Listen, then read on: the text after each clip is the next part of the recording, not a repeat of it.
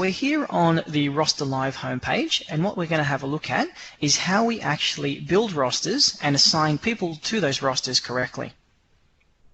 So on the screen here we can see, first of all, the structure that's been built in this instance. So in this particular example, we have multiple locations that are being operated, and within each location we have the different departments that are associated to that location. So in this instance we have a view of a roster for a particular department, and we've selected a date range, in this case a weekly time frame, but we can do our rosters fortnightly or monthly if it is a preference. Now, the way in which these rosters are constructed is a very simple process, and it involves two steps. The first step is we build requirement, where we outline for this particular department how many employees do we need, in what role, and what time coverage do we need. Now, the way in which we perform that is we hit the add button here, and we specify what days we're covering, the times or the shifts that we need filled, and importantly here, the role. So what roles do we need covered? Now, the role names are significant. So you've got some role names here, such as customer service or supervisor.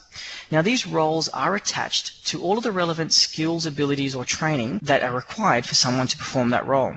So as I allocate someone into a roster in these particular roles, RosterLive will do an automatic background check to ensure that these people have all the skills and training relevant to perform those duties, and if not, it's going to notify me that I've got an issue and I need to review further. Now, once we have built our requirement template and outlined all of the shifts that we need filled, the next step is in making the allocation of the employees into that roster. Now, there's a few ways we can do that.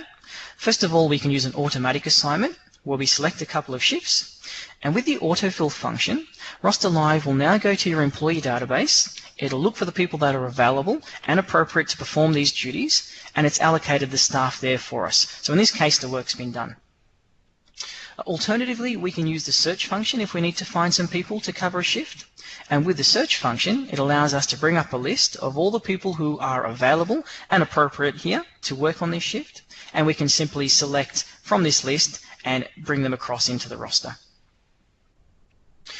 Also, when we're going through this process of allocating people into the roster, the system is checking against all of the various rules that you have in place, such as ensuring that we're not rostering someone into overtime, that people have a minimum number of hours between shifts. All of the rules you have been built are being assessed, and if we ever break one of the rules, an error message will be produced to notify us that we've got an issue.